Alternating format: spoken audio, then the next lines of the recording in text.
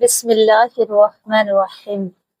मोअज़्ज़ज़ सामीईन व सामियात, अस्सलामु अलैकुम व रहमतुल्लाहि व बरकातुहू। अच्छे शौहर में ये 7 निशानियां पाई जाती हैं कुरान और हदीस की रोशनी में। आइएगा प्यारे अज़ीज़ों, नंबर 1 सुनने तिरमिज़ी की ये हदीस पाक है। हज़रत आयशा सिद्दीक़ा रज़ियल्लाहु तआला अन्हा फरमाती हैं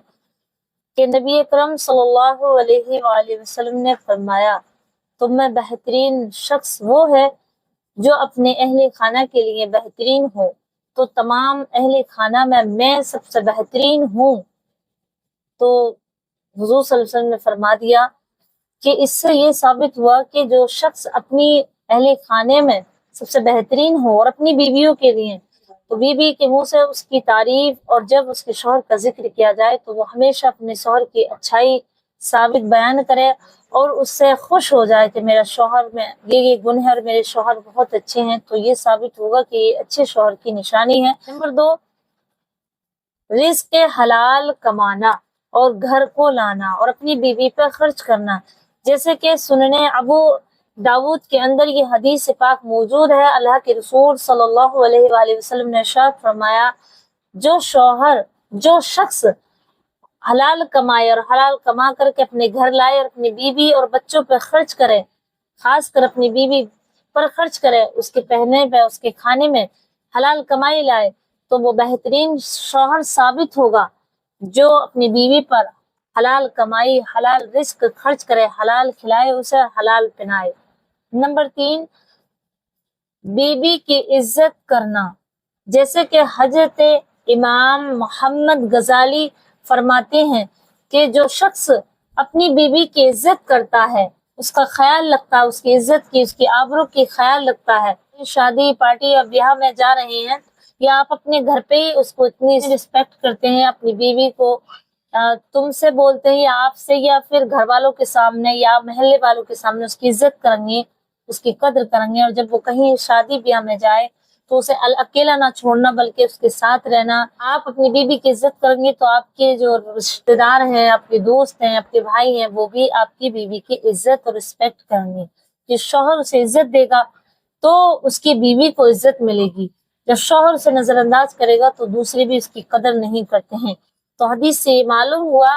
कि बेहतरीन शौहर वो है जो अपनी बीवी की इज्जत आबरू का ख्याल रखे, यानी कोई इस पर गलत नजर न रखे, कोई उसे गलत नजरों से ना देखे, तो वो शौहर बेहतरीन है जो अपनी बीवी की इज्जत आबरू का ख्याल रखता हो। नंबर 4 अपने गुस्से को काबू में रखना। जैसे कि सही बुखारी शरीफ में ये हदीस पाक मौजूद है। हजरत अबू हुरैरा रज़ियल्लाहु ताला अन्हु से रिवायत है, नबी अकरम सल्लल्लाहु अलैहि वसल्लम ने फरमाया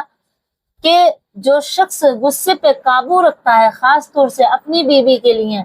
अगर उसकी बीवी कोई गलती कर दे या कोई ऐसा काम कर दे, ऐसी जबान चला दे और वो गुस्से पे काबू पा ले अपने और गुस्से को कंट्रोल रखे, तो वो एक बेहतरीन शौहर है, क्योंकि उसकी बीवी के कुछ गलतियों से और उसने इतनी बड़ी गलती कर दी कि नजरअंदाज भी नहीं किया जाता और गुस्सा बहुत आया और उस पर वो काबू कर ले और उसे पी जाए गुस्से को, तो वो बेहतरीन शौहर साबित होगा। नंबर 5 बीवी का एहसास और राय की कद्र करना, यानी जो वो एहसास रखती है आपके लिए या कोई राय देना चाहती है तो उसकी कद्र करना। जैसे कि सीरत इब्ने हिशाम में लिखा है जिल्द नंबर 3 पर कि नबी अकरम सल्लल्लाहु अलैहि वसल्लम अपनी जोजा मुतहरा से राय और उनका मशवरा लिया करते थे। जैसे कि किसी जंग के मौके पर आपने हजरत उम्मे सलमा रज़ियल्लाहु ताला अन्हा से राय ली और उनका मशवरा लिया। इसी तरह एक अच्छे शौहर की निशानी है कि वो अपनी औरत को, अपनी बीवी से कोई एहसास वो दिलाए या कोई राय दे तो उसकी कद्र करे। कभी कभी औरतों का मशवरा भी कामयाब होता है, जैसे कि हमारे नबी सल्लल्लाहु अलैहि वसल्लम ने अपनी बीवियों से मशवरा लिया। तो कभी कभी कहीं ऐसा भी होता है कि औरतों का मशवरा कामयाब होता है और औरतों को एहसास, जो शौहर अपनी बीवी के एहसास का और उसकी राह की कद्र करता है, तो हमारे प्यारे नबी सल्लल्लाहु अलैहि वसल्लम का ये हदीस है और उनके इस हदीस पर वो अमल करता है, तो ये बेहतरीन शौहर की निशानी है। नंबर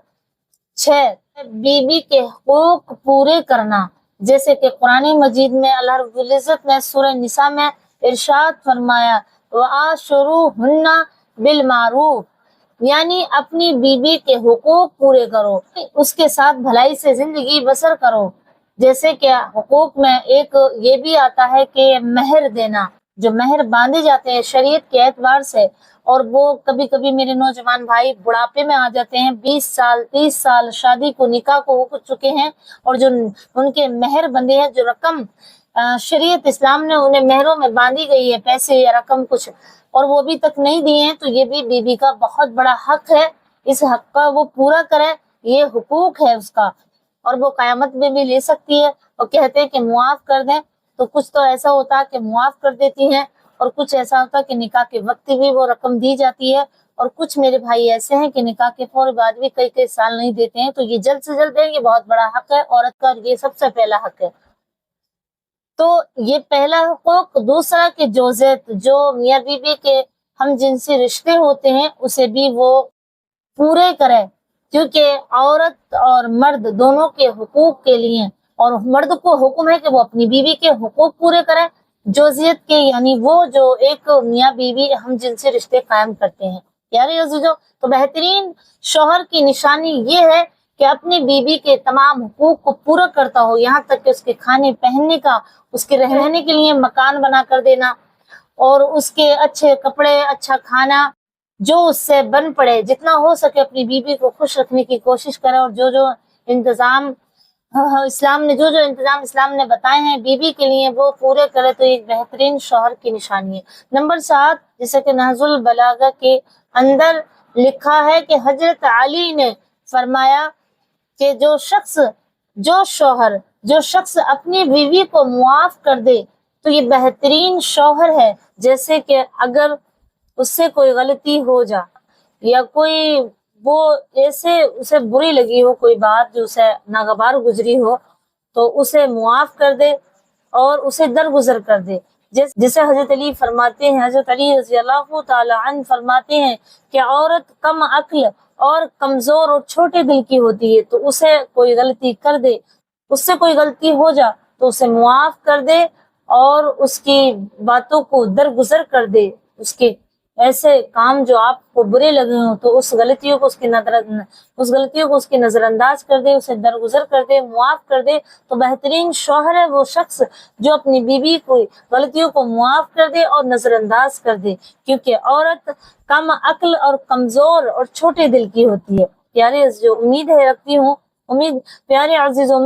کہ آپ کو یہ تمام باتیں جو ایک شوہر کے اندر موجود ہوتی ہیں سمجھ آ گئی ہوں گی۔ ان تمام باتوں پر عمل کرنے کی کوشش کریں، نبی اکرم صلی اللہ علیہ وسلم کی سنتوں پر ڈٹ جائیں، تاکہ کل قیامت کے دن ہماری بخشش ہو، اور دنیا میں بھی ہماری زندگی بڑی آسان گزرے، اور ہماری بیویاں صرف ہماری بن کے رہیں۔ امید رکھتی ہوں کہ آپ کو یہ سمجھ آ گیا ہوگا، تو مجھے اپنی دعا میں ضرور یاد رکھیے گا، اور اس ویڈیو کو اپنے دوستوں میں شیئر ضرور کریے گا، اور لائک ضرور کیجیے گا۔ مجھے اپنی دعا میں ضرور یاد رکھیے گا۔ السلام علیکم ورحمۃ اللہ وبرکاتہ۔